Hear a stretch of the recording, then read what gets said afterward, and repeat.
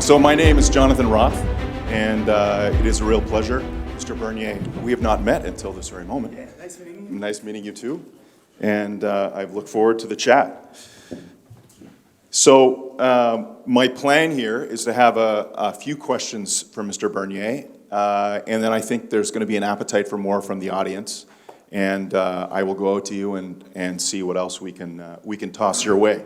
But to start with, I want to start with probably your favorite topic. In your wildest dreams, did you ever think that Trudeau would be this bad? No, never. Actually, I've met Justin Trudeau when I was a member of Parliament. And at that time, with Jim Flaherty, who was the finance minister in Canada, and I was the industry minister. And a very good journalist from CTV at that time, and she said that let's have a dinner with Bernier, Flaherty, and the young Justin Trudeau. So we had a dinner together in Ottawa, and Trudeau was full of himself. He's not an intelligent guy, but he was a funny guy. So I thought at that time, is that guy is becoming the leader of the Liberal Party of Canada? That would be interesting. I don't know who will give him all the ideas and the policy, but if it's a good guy, we may have a good government. But I understand that, he didn't know anything about the big issues in politics. So the people who are around him are very, right now, big leftists. But what he said also, he was a kind of a visionary at that dinner, because he said, it was in 2007, 2008, he said, Maxime, I'll be the leader of the Liberal Party a day, and you'll be the leader of the Conservative Party of Canada. He predicted that. He predicted that. But, and he became the leader of the Liberal Party of Canada, and I did the leadership contest for being the leader of the Conservative Party of Canada in 2017. I didn't win with 49% of the vote.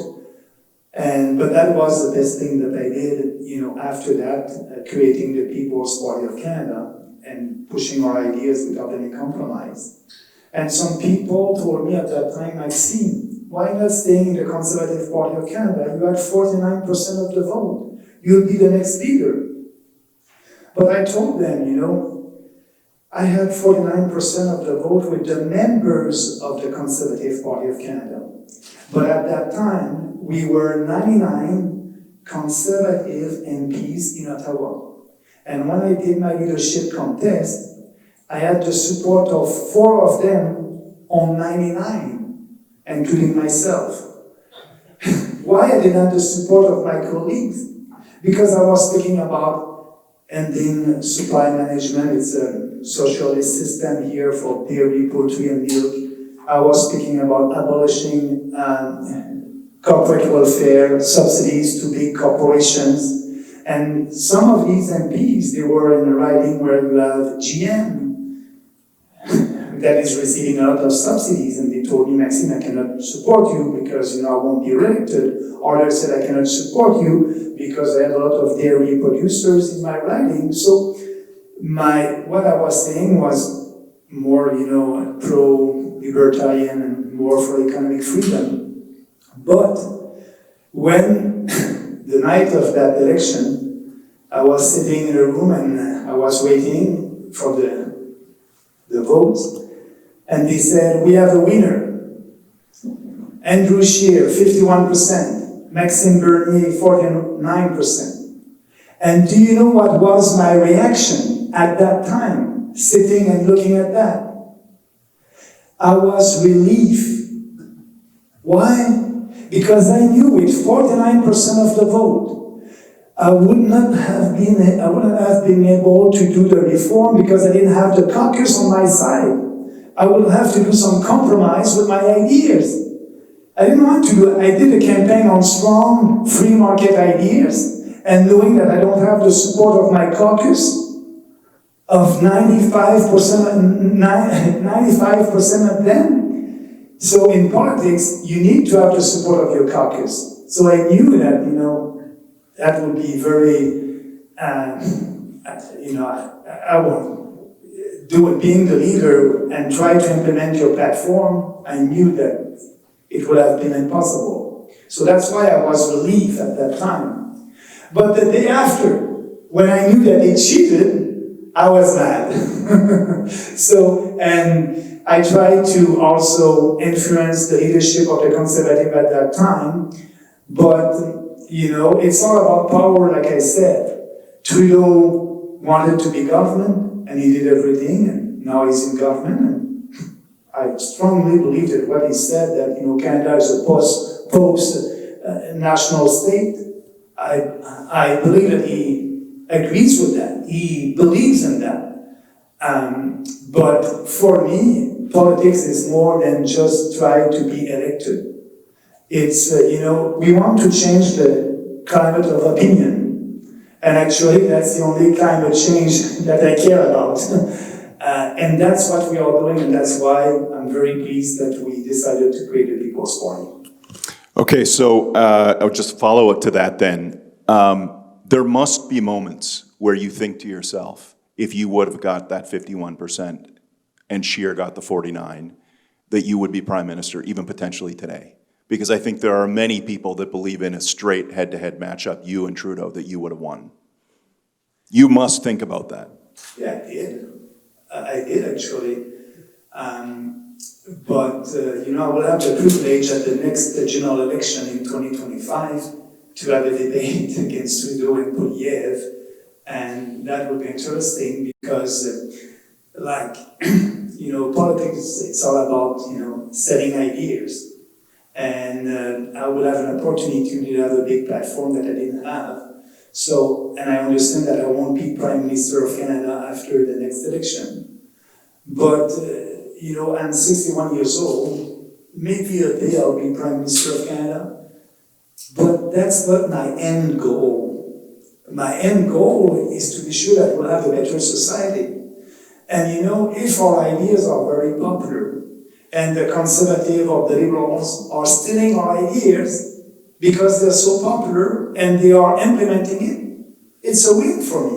I want them to steal my platform. Please, use it, steal it. When that will happen, I'm going to say to Canadians, you have a choice between the fake one and the real one. And maybe they will go with the real one. So maybe I'll be Prime Minister a day, but step by step, we are at 5% right now. If we grow that to 10% next time, it's another step, and step by step. But, I never dreamed to be Prime Minister of Canada. That was not part of my dream. Actually, I never dreamed to be in politics. I did good money in the private sector, and, when I decided to jump into politics, I had a discussion with Harper at that time, and I said, I want to be there to have a smaller government, and it was all about economic freedom. And today it's a little bit more about cultural war. I'm in politics for the ideas, and what we want, and what I want is our ideas to win the battle of ideas. Okay, so I'm going to follow up from something that you said there. There is this widespread belief that crosses all kinds of ideologies now in Canada, that Trudeau has to go, that he has destroyed this country. Okay, and I think everyone here in this room who's talked to anyone, even those who are on the left, there's widespread agreement that Poilievre's going to have a huge vote that's coming up here in 2025, right? That's what the polling says.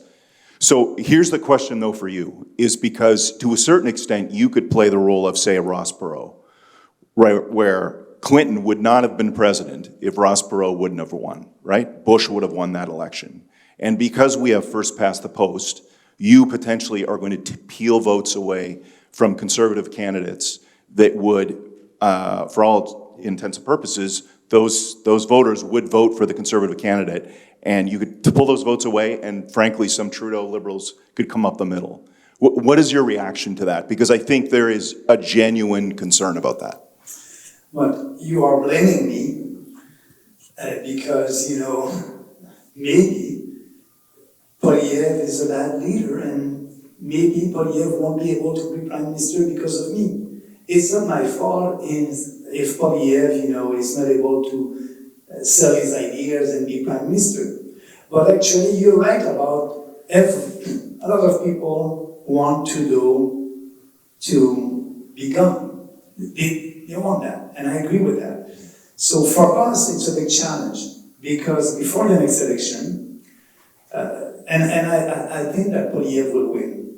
But I must say that Trudeau won't win because in politics, the opposition is never winning. It's the government that is losing. So Trudeau won't win. He cannot win. Economic crisis, stagflation, immigration, housing challenges, he cannot win. And maybe they will try to have a new leader, Mark Carney, another globalist, but it won't change. People are ready for a change. And that's why Poilievre, is just speaking about the issues that are very, popular. He won't take any chances. So that being said, for me, if Poilievre is winning, I want him to win with a majority. Because my people will say, if Poilievre has a minority, at the next election, you're going to say, we must give him a majority. He wasn't able to do everything because he didn't have the majority. So I strongly believe that before the election in 2025, Poilievre will lead in the polls like he is right now, and everybody will be able to see that he will have a majority. Maybe the biggest majority in the history of this country. So if that happened, a week before the election, my sales pitch would be, you want to get rid of Trudeau? Look at the polls. Look at the polls. You will win. Trudeau won't be there. So now you can vote for your ideas. Now you can vote for us because we're going to be sure that Poilievre will be honest. We're going to keep Poilievre in the right direction. You need us. There's no risk. We are not splitting the vote. Look, Poilievre will win with a huge majority. And I believe it will happen. And when Poilievre will have that majority, I was with Harper. I was elected in 2006, a minority government. 2008, a minority government. 2011, a majority government. A strong national conservative majority government. So I said to myself, okay, we'll have a real conservative government, a smaller government. But that didn't happen. Why? Because Harper was looking at the polls to be sure to be re-elected with a majority. Poilievre will do the same. Poilievre will look at the polls and to keep its majority and to be sure to be re-elected with a majority in 2029. But I'll be able to show to Canadians in 2029, look, you have a majority conservative government and all the big issues, immigration, climate hysteria, gender ideology, all the big issues are still there on the table. So that would be an opportunity for us to have candidates elected, I hope, in 2025, but if not in 2029. So answering your question, we don't split any vote.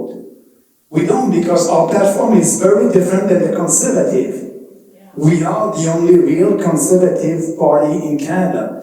On climate change, we want to withdraw from the Paris Accord. Poilievre, no. On the Migration Compact, we will withdraw from that. Poilievre won't do anything. On immigration, we want to have fewer immigrants, a maximum of 150,000 a year, not 500,000 permanent immigrants. I can go on the crazy, gender ideology. Poilievre won't say that there's only two sexes. So on all of these issues, we are very different. So that's why we don't split any vote. And anyway, I strongly believe that the Conservative supporters will have a Conservative government. And if they vote for our candidates, that will just help them to have a real Conservative government. Okay, so you're at 5% in the polls today, right? You did get 5% of the vote in the last election. Let's say that we approach the elections in October 2025. Let's say in August you're polling at like 6-7%. Would you ever consider a situation where you cut a deal with them where you say, look, we're going to drop all of our candidates. I'm going to run in my riding, right? You're going to run in Quebec. And the Conservatives make a deal with you and say, we're not going to run a candidate against you. And it gives you an opportunity to get back in government, gives you a platform to speak, but at the same time, you're not necessarily peeling away any of those votes. Would you ever consider such a deal? No. No, because I know them. I was part of them. And, we are a small rock in the shoes of the Conservative. They don't want us to grow. But we need to be there. We need to be there because if I'm going on our side, I don't trust them. I was part of them. When I was a Conservative and I didn't win with 49% of the vote, I had a meeting with Andrew Scheer 8 months after that leadership contest, and I said to him, Andrew, I hope I can have more influence in the party. I had 49% of the vote. We had a good meeting, and what he told me, he said, Maxime, what do you want? I said, I want some of my ideas to be part of the electoral platform of the Conservative Party of Canada for the election in 2019. He said, forget it. I said, why? Because, Maxime, I want to be Prime Minister of Canada. And we did polls and focus group, and all your ideas are not popular with the general population. They were popular with our memberships, but now, the goal is to be Prime Minister. So we won't take any of your ideas. Polyev was honest, and that's why I quit. So You mean Scheer? Scheer, sorry. Scheer was honest, and that's their goal. So I had 49% strong ideas and didn't take it. So me going with them at 5%, no, they won't do anything with me. They want us to die as a political party. They don't want a competition from their right. And I can understand that because I'm pushing Polyev to speak, and the real Conservative base in Western Canada are saying, hey, Bernier said that, and they're pushing Polyev to, but he doesn't want because he's doing polling, and the way to win is to have more vote in the big GDE in Toronto, and here in Vancouver, and on the island of Montreal. So we cannot. And if he cannot speak about something before the election, he won't do it during the election. And he won't do it after the election. Okay, I'm not going to labor the point, but I told some folks that I was going to be talking to you, and a lot of them were across the political spectrum. And the interesting part was that I got pushback from those who were Conservative supporters, and they literally said what we've already been talking about. You mentioned, I think in your first answer, you had said that you're not going to be Prime Minister, and it's not at this election. Right. And it's not necessarily about power, it's about ideas. And yet it's clear that from the perspective of the Conservatives and even the Liberals, for them it's about power. Absolutely. Ultimately, right? That is, they know they want that, they want the brass ring. So let's just say there's a situation where you do end up peeling away votes and we end up in a minority situation. Perfect, yeah. We will support Polyev. We will vote for him when he will be a Conservative, and we will shame him when he won't. Actually, yes, I will support him. I will support him. It's easy. There's our platform, and if he wants our support, he will have to do something in line with our platform. So we won't have a coalition with him. We won't have any deal with him. It will be legislation by legislation. Right. Just be a Conservative, and yes, you'll have our support. And if he doesn't do 100% of what I'm asking in a legislation, maybe half of that, I will support him at least to have that half. Mm-hmm. Okay, fair enough.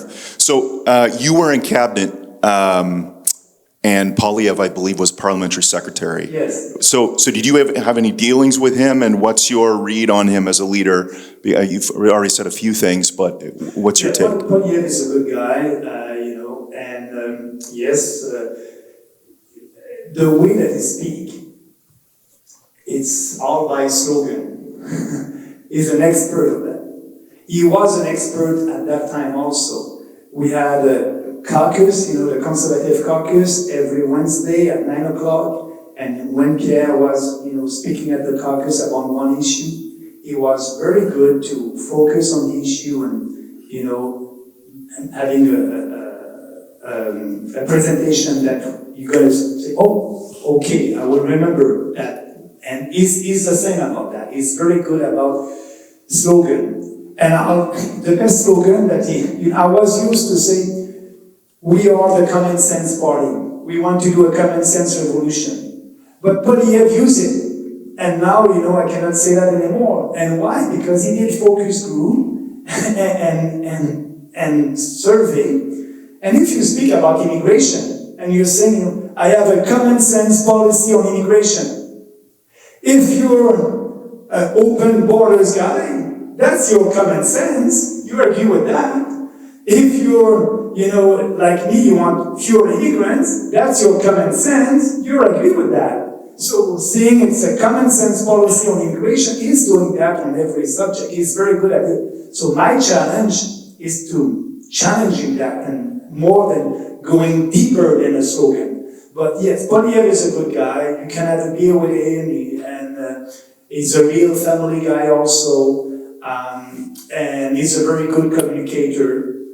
But also, he is a professional politician. He was elected the first time at 24 years old. He didn't work in the private sector. He was a civil servant, a politician all his life. So he's very good and he knows what to do to be elected and re-elected. And that's why I strongly believe that he will be elected. Okay, so I have some friends up on the Hill on the journalism side of things that had said that Harper is still quite involved in the Conservative Party. Yes. Do you ever talk to Harper at all?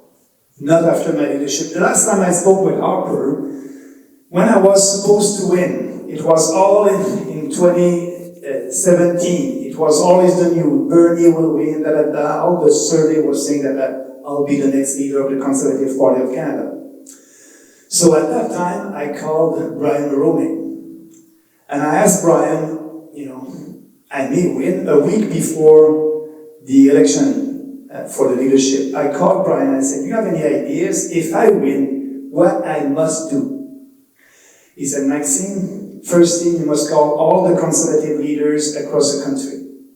Thank them, you want to have their support. And second, he said, I must say it's the most important. The Conservative Party of Canada, the money is coming from the Conservative Fund of Canada. And the people who are on that board of the Conservative Fund of Canada, they are giving the money to the Conservative Party. So when you give a donation to the Conservative, it's going to the Conservative Fund. So he said, Stephen Harper is on the board, and all the other ones. So you must have a meeting the day after the election, the Sunday morning, and you ask everybody to resign, and you put your people there. Because they control the money. Including Harper. Including Harper.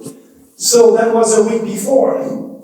And I received a call, not from Stephen Harper, because he wasn't supporting me. From his wife? She's the soft touch. Yeah. Another person near Harper, and he said, Maxime, we've been told that you will have a meeting with the Conservative board Sunday morning, and you are ready to resign, including Stephen? I said, yes. I talked with Stephen, and I think that he doesn't like it. He was a prime minister. You will need his advice. Yeah, I will need his advice for sure, but he can give that without being on the Conservative Fund. And so I had a discussion after that, a short discussion on the phone. And that was a little bit about that, but it was a private discussion, and that was the last time that I had a discussion. So I didn't win, and Shear won, and that's it. And after that, in 2018, I sat as an independent. I was creating the People's Party. But I can tell you that all my former Conservatives colleagues didn't want to speak with me. I was the enemy. Didn't want to be shown in the same building with me. I was the enemy, he didn't want that. And today it's still the same, but I don't want to waste my time to try to reach to them. I don't need that. You know, we are focused to build a party. Okay, so moving on to issues here, I guess, how much time do we actually have? Is that it? We can make it 10 minutes if you want. All right, 10 minutes. Last question from me, and then we'll take maybe a couple of audience questions. What is the number one issue that you are finding when you land on doorsteps or you're polling? What is the number one issue for Canadians, and how do you intend on addressing whatever that issue happens to be? But first, we don't do any polling. We don't do any focus group. That's important. If you look at our financial statement, it's public on our website, People's Party of Canada, there's no money there. We don't waste your time to try to know what you want to hear. We have an ideas, we want to be out there and speak about that, and the more we speak with passion and conviction, the more people will come on our side. What is the most important issue? Is the one that I discussed today, immigration, because it's affecting everything, healthcare, education, inflation, housing, and mass immigration will be the subject of the next election. I strongly believe that. And so if you solve that, you'll be able to have fewer immigrants, that's it. And to have, real skilled economic immigrants that we don't have. We need that to build our country. But that will be the most important issue right now, and I believe that it will be the most important issue during the next election in 2025. Just quickly, do you think if the government gets out of the way that the housing issue could be addressed, or is this more of a global problem? The central banks are connected to it, and even money laundering, everything else? Yeah, a lot of that. But I believe that the most important one is mass immigration. You have people, 1.2 million people who are coming to Canada. They need a roof. They need a roof. So just stop that, that will help. And after, yes, the monetary policy. Polyev said that it's okay with 2% inflation every year in Canada. That's the inflation target of the Bank of Canada. I'm saying no, the inflation target must be 0%. We don't want the Bank of Canada to create inflation. We want a 0% inflation. So there's inflation, there's the monetary policy, inflation, but the most important one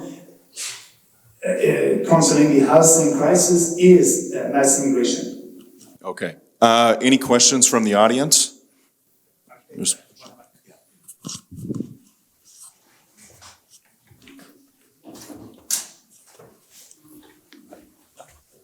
Thanks. Okay. Hi, Max. Quick question, I've been told. You mentioned a few years ago you had that meeting with Andrew Scheer. You tried to propose your platform to him. He said, he was being forthright with you. He said, there's no way I can support you in any of these, in your platform, because I want to be prime minister one day, right? So in politics, you want to win, right? That's the whole point. You want to get the votes. So, can you really blame the guy for saying that? And then number two, you're thinking, well, we need to change the hearts and minds of Canadians, right?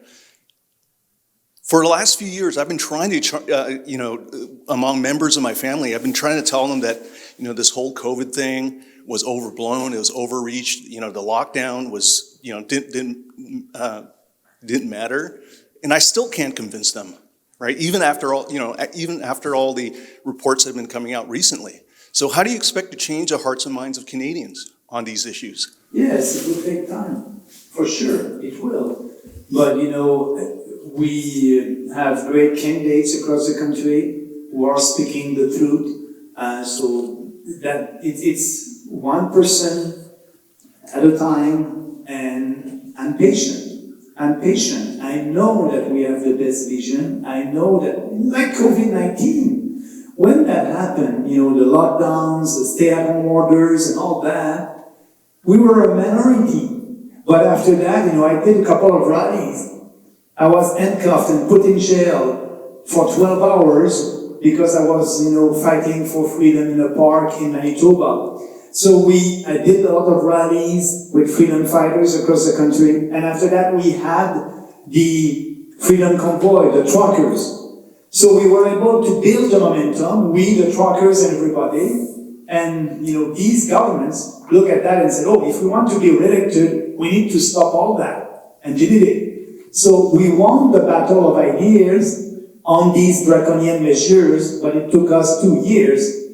So, and it's very hard for a person to admit that, they were wrong during COVID by believing everything coming from the media. But, the time is on our side, and what is winning for us? Yes, I want to be elected. Yes, I want our candidates to be elected, but I won't do any compromise. It's easy. We can change the platform. I can tell you what you want to hear, and we'll have a couple of candidates that will be elected. But what will happen in our country? No. We need to. And by speaking about our platform all the time, for the last 5 years, we are gaining credibility. And credibility is everything in politics. So people look, oh, Bernie said that 5 years ago, 6 years ago, and I'm still saying the same thing, and we are still saying the same thing. We are gaining credibility. And a day, people will look and say, oh, yeah, I think that they're not so crazy. It will happen. I don't know when.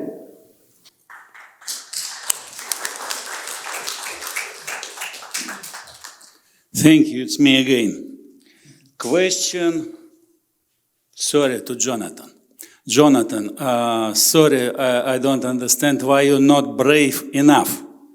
I insist that we need election in 2 months, and we will get it. I'm sure that conservatives will be leaders in Pierre, and official opposition will be Max Bernier, because everybody understands that NDP and liberals will be crushed after election, and all people from NDP and liberals will run in members of Max Bernier party. He needs just announce that after 2 months, price for membership for these people will be triple. That's it. And we will get election in 2 months. Good luck. Yeah, we need to have an organization across the country that we are having. We need to have memberships, and our membership is increasing. And we need also to have our candidates ready if we want an election in 2 months, but we won't decide, like I said before, that will be Trudeau, and Trudeau will decide when the election will be. But I can tell you that we have about 150 candidates ready if we have an election tomorrow, approved.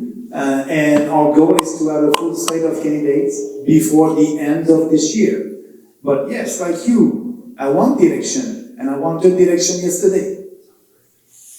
All right, well, thank you very much. Merci beaucoup. Yeah, Thank you very appreciate it. much.